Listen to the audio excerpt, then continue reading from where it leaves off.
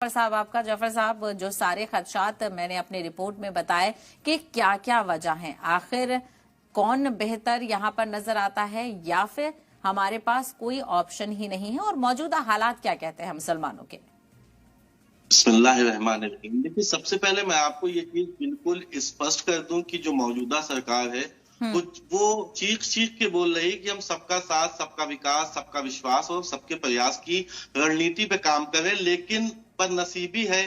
अकलियत की कि वो या तो उस लाइन के आसपास क्रॉस नहीं कर पा रही, या फिर कुछ ऐसा मसला मसाइल है कि कुछ फिरका परस्त लोग इसमें लगे हुए हैं ताकि बीजेपी की जो सबको साथ लेकर चलने की रणनीति है, इसके मुखालिफत में कैसे लोगों को बलगलाया जाए, कैसे लोगों का माइंड वॉश किया जाए कि बीजेपी और आरएसएस की मौजूदगी तुम्हारे लिए नुकसानदेह है। क्योंकि अगर हम जो भी स्कीम्स देखते हैं जो मौजूदा सरकार 2014 से लगातार 2024 आ चुका है,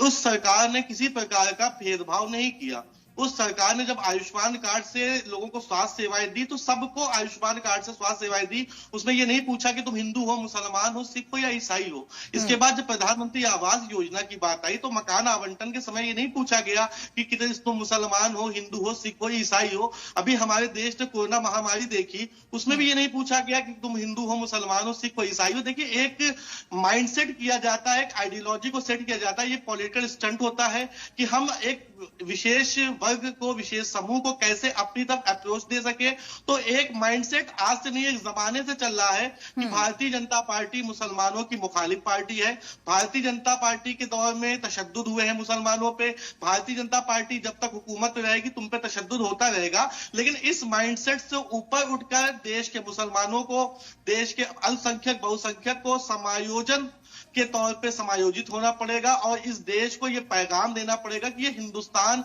उसी गंगी जमनी तहजीब की इमारत और इबरत पे कायम है, जिस हिंदुस्तान में हिंदू, मुसलमान, सिख, ईसाई एक दूसरे के त्योहार को, पर्व को बड़ी खूबसूरती से और बहुत ही अकीदत के साथ मनाते थे। यहाँ ना कोई हिंदू ना मुसलमान था। हाँ, 2014 के बाद एक माइंडसेट जरूर हुआ है कि लोग अपने आप को हिंदू, कोई कुछ अपने आप को मुसलमान। लेकिन सवाल तो यही है ना जाफर साहब के ये माइंडसेट पनपा कहाँ से? पहले तो बहुत नॉर्मली इलेक्शंस होते थे, कौन किस पार्टी को ज्यादा जिताता हुआ नजर आता था, लेकिन यहाँ पर रिलीजन को जिस तरह से बांटा गया है उसके लिए आखिर कौन जिम्मेदार है?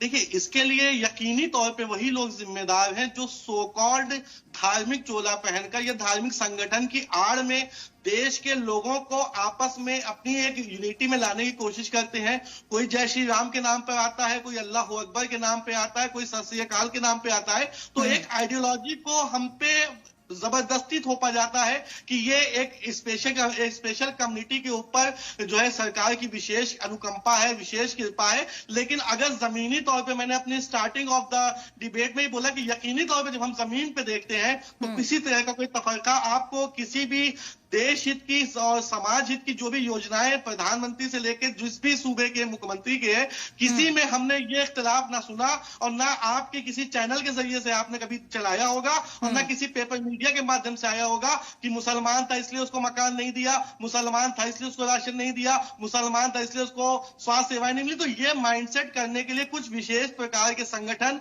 ऑर्गेनाइजेशन एक्टिव है, जिनका सिर्फ और सिर्फ मकसद ये है कि देश के लोगों को आपस में इख्तिलाफ कैसे पैदा करना है, कैसे एक 13%, 14%, 15% के वोट बैंक को आपको अपनी हुकूमत बना के रखना है। जबकि 70 साल के उस दौर में इतने तशद्दुद हुए, क्या वो दौर तशद्दुद आप हिंदुस्तान भूल चुका है? क्या उस दौर में घटनाएं नहीं हुई, आतंकवादी घटनाएं नहीं हुई, एक दूसरे का कत्लेआम नहीं हुआ? यकीनी तौर पे इतनी बड़ी आबादी का मुल्क है, हर एक इंसान के साथ एक सिक्योरिटी गार्ड, एक गनर अलॉट नहीं कर सकती सरकार। हाँ, बिल्कुल नहीं कर सकती, लेकिन जो हालात माजी में देखने को मिले हैं उनसे बेहतर हालात को प्रमोट किया जा सकता है। मैं यहाँ पर सवाल लेना चाहूंगी मोहसिन साहब आपसे, जिस तरह से कई प्रोग्राम्स हो, सेक्युलरिज्म के अलावा, डेमोक्रेसी के अलावा बीजेपी हिंदुत्व की बात ज्यादा करती है, क्या ये एक बड़ी वजह नजर आती है जो मुसलमान कहीं ना कहीं बीजेपी से कतरा रहा है? और जो हाल ही के दिनों में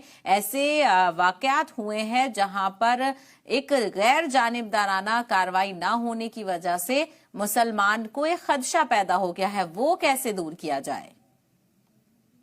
मुसलमानों को मैंने पहले ही कहा कि इनको डिमोटिवेट किया जाता है कि इस सरकार में तुम्हारी सुनवाई नहीं होगी, इस सरकार में तुम्हें न्याय नहीं मिलेगा, इस सरकार में तुम्हारे साथ खलफिशार की जितनी भी कोशिशें की जाएंगी वो सिर्फ तुम्हारे साथ की जाएंगी, किसी और के साथ नहीं की जाएंगी। जबकि भारतीय जनता पार्टी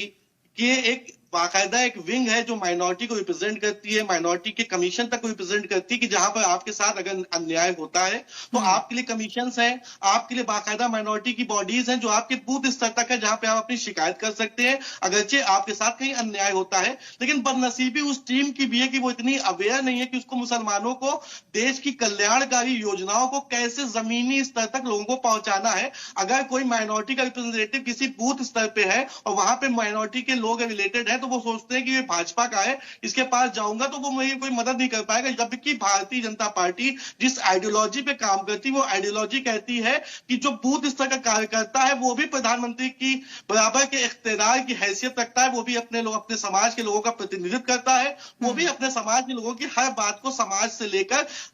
उच्च से उच्च लेवल तक ले जा सकता है। लेकिन अब क्या चल रहा है, हमने क्या कहा कि मिसगाइड ऐसे किया जाता है कि मुसलमानों तुमको न्याय नहीं मिलेगा, मुसलमानों तुमको शिक्षा का स्तर नहीं मिलेगा। तो जिस प्रकार से ऐसी रणनीति अगर तय की जाती है तो कहीं ना कहीं इश्यूज ये आते हैं कि आप समाज के बीच में इस तरह की भावना को प्रदर्शित करते हैं जिसमें ये लगता है कि समाज में आपके साथ अन्याय हो रहा है। तो हमको और आपको ये चीज स्पष्ट करनी होगी कि समाज की उस विद्वेष भावना से हमको कैसे बचना है, समाज की उस तकनीकी सोच से कैसे बचना है, समाज के उन दुराचारी लोगों से कैसे बचना है जो समाज में विद्वेष भावना को लगातार अग्रसित करते हैं। और मैं बहुत ही जिम्मेदारी से ये चीज बोल रहा हूं, नेशनल मीडिया पे बोल रहा हूं कि जिन जिम्मेदारों को भारतीय जनता पार्टी ने माइनॉरिटीज की रिप्रेजेंटेटिव बनाकर भेजा उनमें भी बहुत से ऐसे लोग हैं जो वाकईन तौर पे ये नहीं जानते कि सरकार की किन योजनाओं से उनके समाज को कैसे लाभ मिलेगा, उनके समाज के लोगों को कैसे पॉजिटिव इंपैक्ट दिया जाएगा। हाँ, मैं डंके की चोट मुख्तार अब्बास नकवी साहब का नाम ले सकता हूं कि उनके दौरान जब तक वो मिनिस्टर थे माइनॉरिटी के, जमीन तक हर योजना को प्रचारित किया गया, प्रसारित किया गया। और उस जैसी लीडरशिप अभी माइनॉरिटी के रिप्रेजेंटेटिव में उत्तर प्रदेश से लेके भारत सरकार में कोई एक ऐसा वाहिद शख्स नहीं है जिसने माइनॉरिटी को बहुत डीपनेस से स्टडी किया, जिसने माइनॉरिटीज को बहुत डीपनेस से हर उस लूप होल पे काम करने की कोशिश की, हर उस लूप होल को सरकार को बताया जिससे कि माइनॉरिटीज को इम्पैक्ट किया जा सके, जिससे कि माइनॉरिटीज की जो पॉलिटिक्स है, जिस माइनॉरिटीज से सिर्फ दरी और चादर बिछवाई गई, जिस माइनॉरिटी को हमेशा दूसरा हिस्सा पर समझा गया, जिस माइनॉरिटी को हमेशा विद्वेष भावना से देखा गया, उस माइनॉरिटी को इम्पैक्टफुल अगर तरीके से किसी ने रिप्रेजेंट किया मौजूदा सरकार में तो मुख्तार अब्बास नकवी वो फहरिस्त सबसे ऊपर नाम होगा जिसने जमीनी स्तर के हर उस मसले मसाइल को सरकार को बताने का काम किया, सरकार को समझाने का काम किया। यानी कहीं ना कहीं नुमाइंदगी की भी कमी अब देखने को मिलती है। डॉक्टर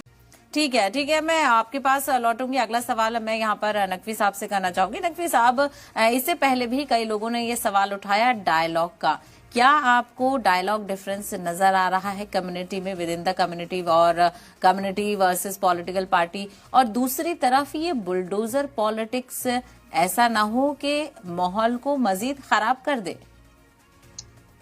मैम देखिए, सबसे बड़ी बात जो आपने स्टार्टिंग में कही, मुसलमान जिस प्रकार से लोग कहते हैं कि मुसलमान बैकफुट पे जा रहा है, मुझे बज़ाहिर जो मैं महसूस करता हूँ मुसलमान अब वोकल हुआ है, वो बोलना सीखा है, वो अपनी बातों को रखना सीखा है, वो लोगों के बीच अपना जो उसके अंदर की आज के अंदर की जो मन की बात थी, जो मोदी जी मन की बात करते हैं, आज मुसलमान भी मन की बात करता है, चाहे वो फेसबुक के माध्यम से हो, ट्विटर के माध्यम से हो, या फिर यूट्यूब के जो न्यूज एंकर्स हैं जो इस तरह के जाते हैं जमीन पे जाके रिपोर्ट्स लेते हैं। तो मुसलमान अब वोकल हुआ है, वो अपनी परेशानी बताता है, वो अपने मसले बताता है, वो अपने मसाइल के हल को ढूंढने की कोशिश करता है। लेकिन लीडरशिप की कमी है, जो मैंने पहले भी कहा कि भारतीय जनता पार्टी समायोजित करने की कोशिश करी, उसने बहुत बड़ा एक विंग बना रखा है माइनॉरिटी से रिलेटेड। लेकिन उस माइनॉरिटी की विंग की वास्तविकता ये है कि अभी हमने भले बूथ स्तर तक अपने कार्यकर्ता जरूर वहां पे बना दिए हो, लेकिन अभी हमने उनको उस तरह से ट्रेंड ही नहीं किया है कि वो माइनॉरिटी को डेवलप कर पाए, माइनॉरिटी को एग्जैक्ट वैल्यू बता पाए कि सरकार तुम्हें क्या क्या देती है, सरकार के मुखालिफ जाने पर या फिर असंवैधानिक कार्य करने पर आपको किन सजाओं को भुगतना पड़ सकता है। रही बात बुलडोजर पॉलिटिक्स की, जिसको कोई भी अप्रिशिएट नहीं करता, क्योंकि मकान बड़ी मुसीबत से, बड़ी मुश्किल से एक एक ईंट रख के बनाया जाता है। लेकिन अगरचे वो मकान किसी सरकारी प्रॉपर्टी पे है, नजूल की जमीन पे है, और कभी होता है कि कुछ चीजें दबी होती है, कुछ मामला दबे होते हैं, लेकिन अचानक से वहां पे कुछ ऐसी विध्वंसकारी चीज अगर हो जाती है तो वो जमीन, वो लोकेशन पब्लिक व्यू में, शासन के व्यू में आ जाती है कि यहाँ पे जो लोग बसे हुए हैं वो इलीगल बसे हुए हैं। तो अचानक से जो कागज कभी कभी दबे होते हैं वो अचानक से इतनी तेज उरूज पे आ जाते हैं कि 24 घंटे के अंदर कार्रवाई हो जाती है, वहां पे बुलडोजर भी पहुंच जाता है। और मैं पर्सनली, और हमारे उत्तर प्रदेश के मुखिया योगी आदित्यनाथ जी का भी अगर आप बयान सुनेंगे तो उन्होंने कहा था गरीबों को वहां से हटाने से पहले उनकी व्यवस्था का इंतजाम करना प्रशासन की जिम्मेदारी है। गरीबों पे किसी प्रकार से बुलडोजर नहीं चलेगा, चाहे वो किसी भी समाज वर्ग विशेष से आते हो। लेकिन एक बुलडोजर पॉलिटिक्स को भी बहुत बड़े पैमाने पे शो किया जाता है। भारतीय जनता पार्टी की जब रैलीज होती हैं तो उसे बुलडोजर बाकायदा चला के पता नहीं किस सिम्टम्स को दिखाना चाहते हैं, जबकि उत्तर प्रदेश का मुखिया हो या देश का मुखिया हो, उसने इस पॉलिटिक्स को कहीं पे भी प्रमोट करता हुआ नहीं दिखता है। हाँ, पुराने जो बयान है उससे कोई नकार नहीं सकता, वो पॉलिटिकल स्टंट से, वो सत्ता में आने के अपने पैतरे होते हैं। हर इंसान की बयानबाजी होती है, मंच पे बयानबाजी अलग होती है, लेकिन जब हम संवैधानिक पद पर उसकी शपथ लेते हैं तो हम संवैधानिक तौर पे देश के अल्पसंख्यक बहुसंख्यक सबको समान अधिकार की कस्में खाते हैं। तो उस कसम के आधार पर उस प्रकार से ही शासन चलाना होता है, क्योंकि हम एक सेकुलर मुल्क में रहते हैं जहां पर देश संविधान से चलता है, जहां पर देश कानून व्यवस्था से चलता है, और जहां पर अन्याय होता है उसके लिए हमारे पास माननीय न्यायालय है। आपका न्यूनतम उच्चतम न्यायालय से लेकर सर्वोच्च न्यायालय तक के दरवाजे खुले हुए हैं। अगर आपके साथ नाइंसाफी हुई है, आपके साथ किसी ने कुठाराघात किया है, आपके साथ कहीं ऐसी कोई जातिगत या वर्ग विशेष को लेकर आपके साथ कोई अनैतिक कार्रवाई की गई है, तो माननीय न्यायालय आपके पास है जो यकीनन आपके हक में फैसला करता है। अगर आप लीगल वे में हैं, अगर आपने लीगल वे में उस चीज को किया है, तो कहीं ना कहीं आपके साथ न्यायालय भी है, और मौजूदा सरकार सबका साथ सबका विकास की ही बात करी है। बिल्कुल, जुडिशरी सुप्रीम है और जुडिशरी के हर फैसले का खैर मकदम किया जाता है। लेकिन मोहसिन साहब, हाल ही के चीजों में हमने देखा, चाहे राम मंदिर बना, ठीक है नकवी जी, आप जो कह रहे थे वो पूरा कीजिएगा बहुत जल्दी से। मैम, कांग्रेस के प्रवक्ता ने जिस प्रकार से कहा कि मस्जिद का उनको दुख है, मुसलमान को दुख हो सकता है, यकीनन हो सकता है, लेकिन जब न्यायालय का फैसला 2019 में आया था तो न्यायालय ने 2.77 एकड़ अगर राम मंदिर के नाम पे दी थी, तो 5 एकड़ जमीन मस्जिद कमेटी को निर्माण के नाम पे दी थी, जिस कमेटी का नाम था इंडो इस्लामिक कल्चरल फाउंडेशन। लेकिन जिसके अध्यक्ष भी बनाए गए थे जफर अहमद फारूक नाम के कोई साहब थे, जो 5 साल तक न जाने किस जो है शीत निद्रा में सोए हुए थे, कुंभकर्ण की नींद में सोए हुए थे, कि जब मस्जिद का निर्माण मस्जिद के निर्माण के लिए उनसे अभी लेटेस्ट 2023 नवंबर में सवाल किया गया, तो उन्होंने ये बताया कि हमको शासन ने और हमारे पास फंड की कमी की वजह से हम मस्जिद नहीं बना पाए। तो क्या हम मुसलमान अपने चेहरे पे लानत भेजे कि हम 1-1 रुपए के ताबुन को भी नहीं कर पाए उस मस्जिद के निर्माण के लिए? क्या सिर्फ इसीलिए सीना पीटेगा मुसलमान कि मस्जिद नहीं बनी? क्या IICF से सवाल नहीं किया जाएगा कि 5 साल पहले जब तुमको इख्तियार दिया गया था कि यहाँ पे मस्जिद का निर्माण करो, साथ में एक साथ दोनों चीजों का उद्घाटन हो सकता था, तब मस्जिद की बात नहीं होती है। लेकिन मस्जिद की बात बिल्कुल ये सवाल पहले भी उठा था कि आखिर जब इतने बड़े पैमाने पर